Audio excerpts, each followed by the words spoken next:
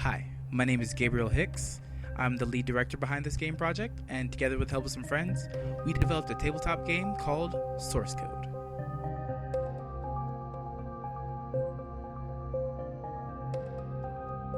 The name source code comes from the idea that the source code of something is the backbone of it, where it's coming from, how it's created, what you use to create it.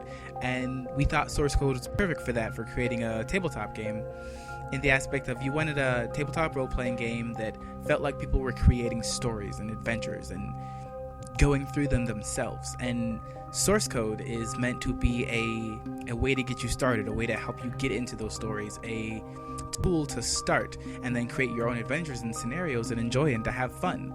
And so the name source code came up, and at that point it just stuck.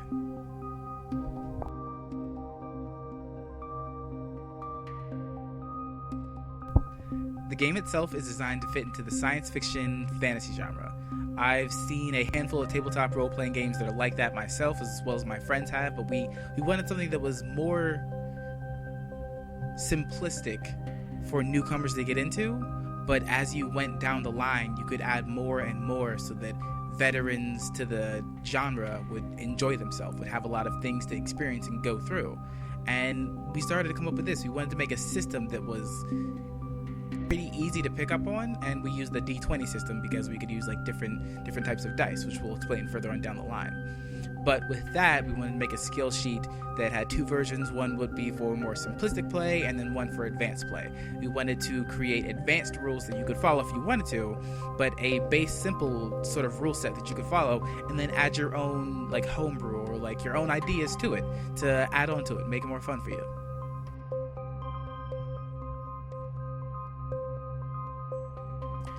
So in a tabletop game, you control a character or potentially characters, and you're running through an adventure or a scenario or a situation. You control this character, and with like usual tabletop games, you have a grid map that you're adventuring on. And there is someone, session leader as we were calling in SL to be a little different, and the session leader is guiding you through the story. They're like the bookkeeper of the story. They're coming up with the enemies and what happens there, and then what happens next, and planning ahead, and so on and so on. And someone is running that themselves, but it makes it interactive in a sort of way. We wanted to make it so that it could be a two-person thing. One person is running the story, the other person is running through it themselves. That way that even if there's only two people playing, you don't need an entire group, and you can make it more fun with more people, but with the two people you can run it just as well and enjoy it still. The reason that we decided to run through Kickstarter was because Kickstarter is a good way of creating the backbone of a community, and that's mainly what we wanted out of this. We wanted a community to play the game, to enjoy it, to come up with their own ideas, and so that like we could experience something that they created that maybe we never thought of, and that makes it more fun. The main idea is to have fun and to enjoy it and to share it with people, and that's what we wanted to do, and that's how it really came to be. So Kickstarter will allow us to also see what other people want, if they like the idea of the prints or like the more digital aspect to it, and then it'll give a good gauge of where we can develop from there, as well as to see who wants this next. Maybe like the idea of the mechanized suits is something that's more interesting to people than this other idea, and it's a good way to really gauge that and have a particular guide point of where the fans and the players want.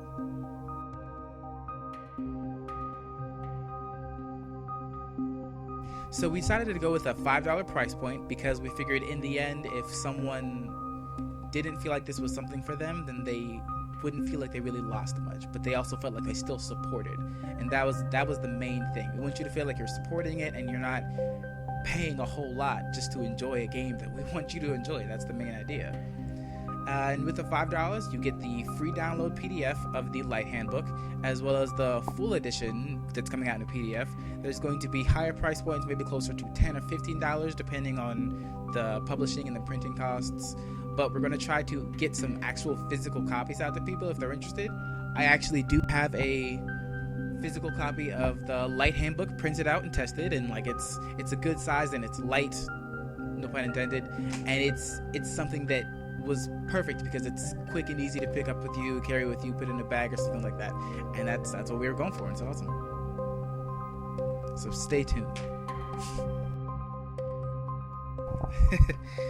So interestingly enough, the way this started was I'd been working on it for a while, and one of my best friends was getting married, and he invited me to his wedding, and he told me about his wife to be, who was an artist, and I'd met her a couple times, and I'd seen some of her work. So he said, "You know what, Gabe? Like, go tell her about the game, tell her about the idea." I was like, "Okay, I guess it'll be interesting." And so I went, and the wedding was awesome. We had an amazing time, dancing and celebrating everything. And then he pulls me over and says, "So hey, Allie, Gabe wanted to tell you about his game." I'm like, "Okay." So I tell her about it, and she has like diamonds in her eyes, and I was like shocked, but it was exciting to see someone else excited about the idea of the game itself, and like it sounded fun. So I sent her like descriptions of races and such like that, and then she sent me artwork, and she's been sending me amazing artwork, and all the artwork that you've seen along with this has been done by her, and her name is Allie Nesbitt, and like there's like Allie Nesbitt art and stuff like that, and she's so good and has been like so easy to work with, and the style fit exactly what I wanted. It's almost like you're looking at comic book art, and that's why it's cool. I could see that for the game. It feels fun and it feels right.